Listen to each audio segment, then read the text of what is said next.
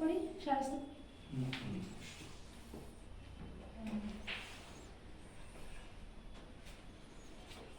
Good afternoon, ma'am. Good afternoon, sir. Good afternoon. Sit down. Thank you, ma'am. Thank you, sir. আচ্ছা, আপনার গ্র্যাজুয়েশনে কোন subject নিয়ে পড়াশোনা করেছেন? স্যার আমার ইংরেজি বিষয়ে গ্র্যাজুয়েশন করা হয়েছে। ইংরেজি বিষয়ে গ্র্যাজুয়েশন কোন কলেজ আর কোন ইউনিভার্সিটি? গৌরমোহন সচিনমন্ডল মহাবিদ্যালয় কলেজ এবং ক্যাপিটাল ইউনিভার্সিটি লন্ডন। আচ্ছা, গ্র্যাজুয়েশন করার পর উনি কি এমএ কমপ্লিট করেছেন?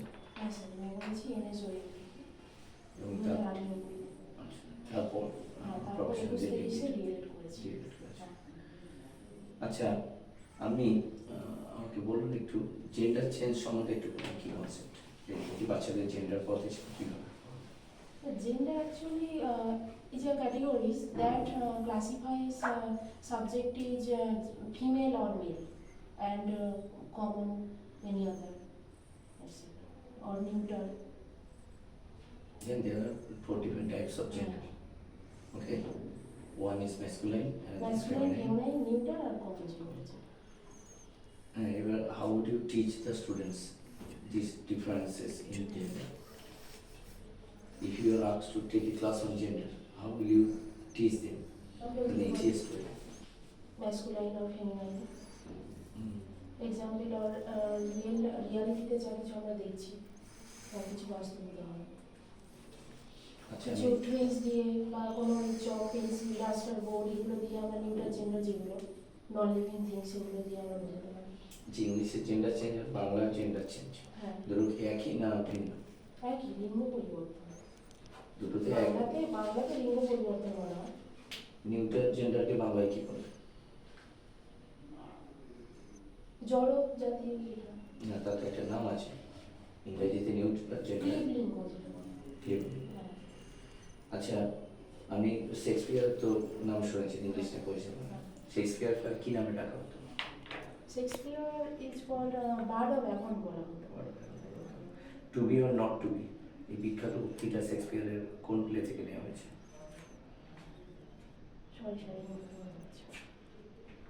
It is taken from Hamlet, Shakespeare's memorable play. মন্দিরের থানার অন্তর্গত রামচন্দ্র গ্রাম থেকে আসছি এবং আমি 2012 সালে মাধ্যমিক পাশ করেছি আর 2014 সালে উচ্চ মাধ্যমিক পাশ করেছি ঘাটেশ্বর বালিকা বিদ্যালয় থেকে এবং 2018 সালে গৌরমোহন সচিনমন্ডল মহাবিদ্যালয় থেকে আমি গ্র্যাজুয়েশন কমপ্লিট করেছি আর মাস্টার্স করেছি আমি এনএসওই থেকে 18 করেছি। আচ্ছা, আপনি বলেন এমএ কমপ্লিট করেছেন, তাই তো? আচ্ছা, এই এমএ কমপ্লিট করে আবার প্রাইমারিতে হঠাৎ কেন? স্যার, প্রথমে আমার সিদ্ধান্ত ছিল না যে প্রাইমারিতে যাওয়ার জন্য। আমি প্রথমত এইচএস পাস করে আমি টিউশন পড়াই কিছু বাচ্চাদেরকে নিয়ে এবং তারপর আমি উপলব্ধি করলাম যে বাচ্চাদেরকে আমি যদি সময়টা আরও ভালো করে কাটাতে চাই তাহলে এদের সাথে আমাকে মানে যদি আমি টিচিং প্রফেশনটাকে আমি বেছে নিই প্রাইমারিতে তাহলে আমাদেরকে আরও ভালো করে সময় কাটাতে পারবো এবং তাদেরকে আমার যে আমি যে সমস্ত বিষয়গুলো শিখেছি আমি সেগুলোকে তাদের মধ্যে অ্যাপ্লাই করতে পারবো। তোমার যে সাবজেক্ট বললে যে ইংলিশ, বলতো হচ্ছে এমন একটা অ্যাওয়ার্ডের নাম বলো যেটা হচ্ছে শুধুমাত্র ইংলিশে দেওয়া হয়, ইংলিশ ল্যাঙ্গুয়েজে কেউ নোবেল লিখলে তার জন্য দেওয়া হয়।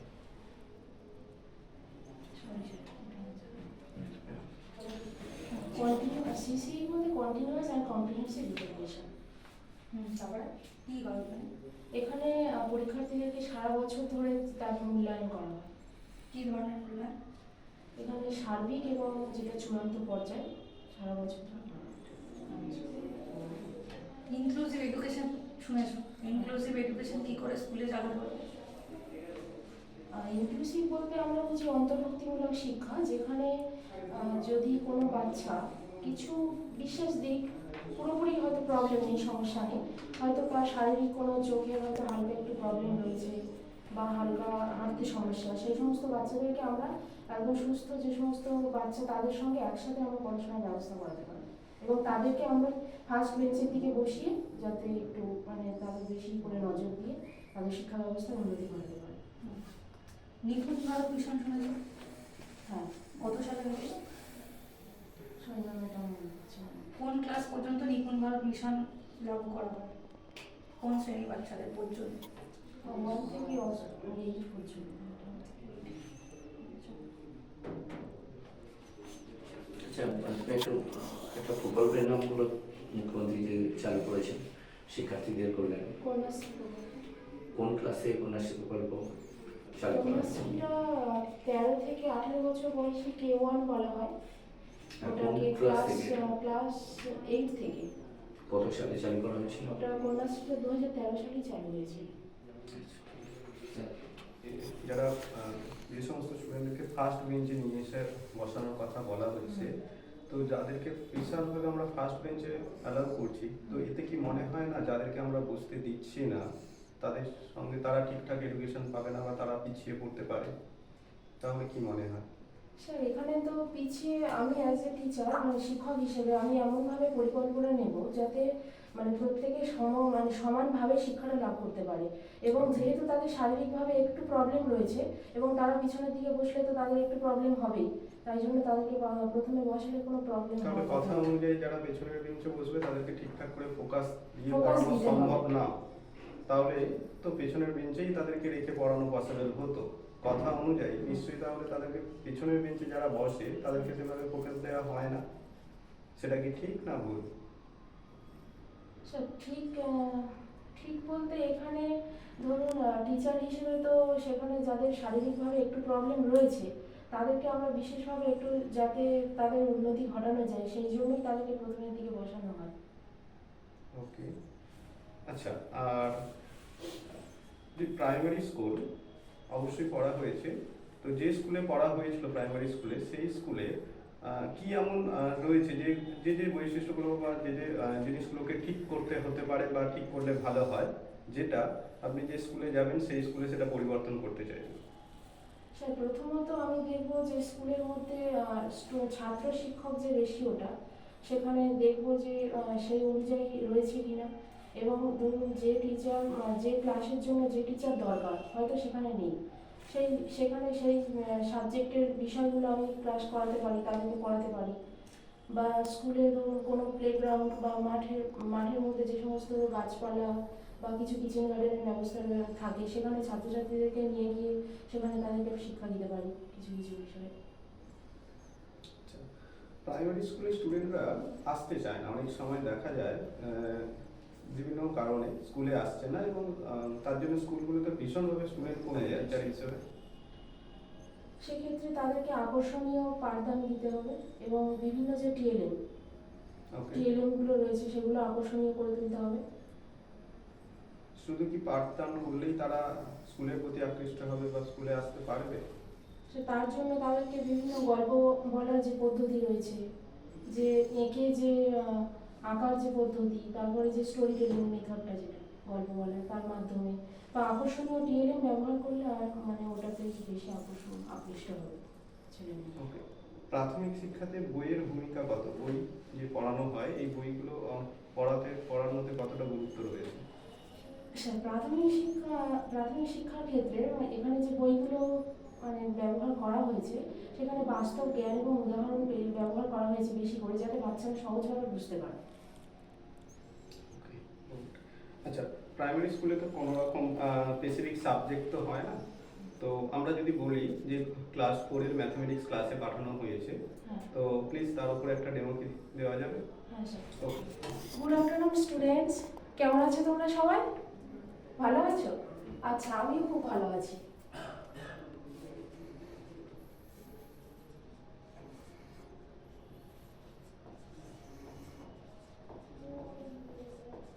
আচ্ছা বলো তো আগের দিন আমরা কি শিখেছিলাম?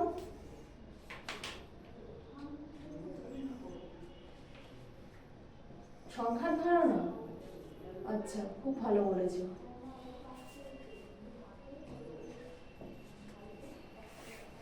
বলো তো আমাদের কটি কান আছে?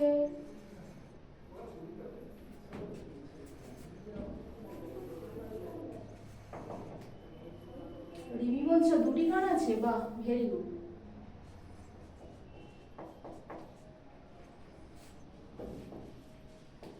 বলো তো কটি পা আছে আমাদের?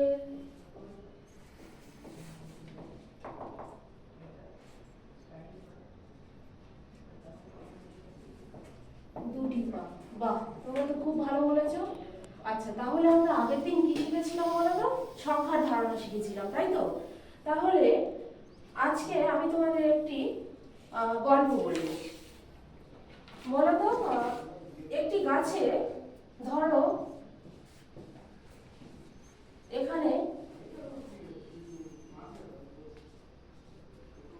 6টি ফল আছে। এবারে এই 6টি ফল এবারে তোমার মা তোমাকে আরো 2টি ফল খেতে দিল। আচ্ছা, এই যে 6টি ফল ছিল, আরো যে 2টি ফল দিয়ে দিল, তাহলে এই যে সংখ্যাটাকে যদি আমরা একই করি, একসাথে যদি নিয়ে নিই, তাহলে আমাদের এই ফলের সংখ্যাটা কি বাড়লো নাকি কমে গেল? বলো, বাড়লো নাকি কমে গেল? আচ্ছা, বেড়ে গেছে। এই বেড়ে যাওয়ার যে ধারণাটা, এটাকে আমরা গণিতের ভাষায় একটি সাংকেতিক চিহ্নের মাধ্যমে বলে থাকি। সেটা কি জানো তো? সেটাকে বলে যোগ। আচ্ছা, এইরকম ভাবে আমার দিকে তাকাও তোমরা সবাই। আমার এই যে ডান হাত, এখানে কটি আঙুল দেখতে পাচ্ছ বলো তো? রিমি, তুমি ঠিক বলেছো। আচ্ছা, 5টি আঙুল আছে। আচ্ছা, বাঁ হাতে কটি আঙুল আছে বলো? 5টি আছে। আচ্ছা, এবার আমি যদি সবাইকে একসাথে করে দিচ্ছি, আমি এই দুটো হাতকে এক জায়গায় করে দিচ্ছি, এখানে কটি আঙুল হয়ে গেল বলো? 10টি। সৌম্য, তুমি ঠিক বলেছো। তাহলে এটা আমি কিভাবে পেলাম? 5 আর 5 আমি কিভাবে পেলাম বলো তো? আচ্ছা, এটা কি বেড়ে গেছে? আচ্ছা সৌম্য, তুমি ঠিক বলছো, এটা বেড়ে গেছে। আচ্ছা, বাড়লে আমি কি বললাম তাহলে? বাড়াকে, এই যে বেড়ে যাওয়ার ঘটনাকে, এটাকে বলা হয় যোগের ধারণা। আচ্ছা, এইরকম আমি তোমাদেরকে আরো কয়েকটি উদাহরণ দিচ্ছি, তোমরা দেখি করে ফেলো তো। বলো তো এখানে 5 আর 3 কত হয়? আচ্ছা, 8, ঠিক বলেছো। আচ্ছা, এরপরে বলো তো 2 আর 2 কত হবে? আচ্ছা রিমি, তুমি ঠিক বলেছো, এখানে 4 হয়।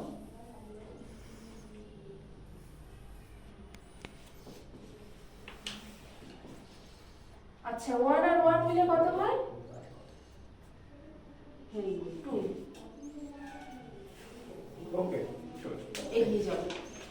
আমাকে একটা কোশ্চেন, যে ক্লাস 4 এর পাঠে দিতে বলা হয়েছে, তো প্রথম ক্লাস 3 ঠিক আছে, ক্লাস 3 বা 4 সেখানে কি যোগের ধারণাটা ঠিক আছে এই টপিকটা?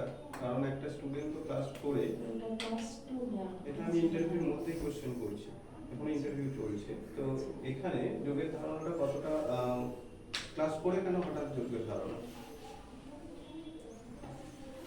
যোগের ধারণাটা আমি যে কোনো ক্লাসে পূর্বপাঠের মধ্যেই রাখতে পারি, অন্য কোনো টপিকে যাওয়ার জন্য। ওকে, থ্যাংক ইউ। ওকে, ঠিক আছে, থ্যাংক ইউ।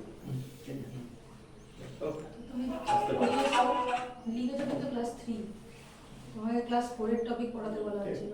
3টা ওটা ওইভাবে খেয়াল করি। 3টা ওইভাবে লিখে না, অনেক ভুলই রয়েছে এখানে, সে spelling ঠিক আছে, বলে শেষে দিতে হবে। পরে বলে দেবো। পরে বলে দেবো, পরে তুমি একটু অপেক্ষা spelling করো। না, ওই অনেক কিছুই ভুল, অনেক অনেক ভুল। আসলে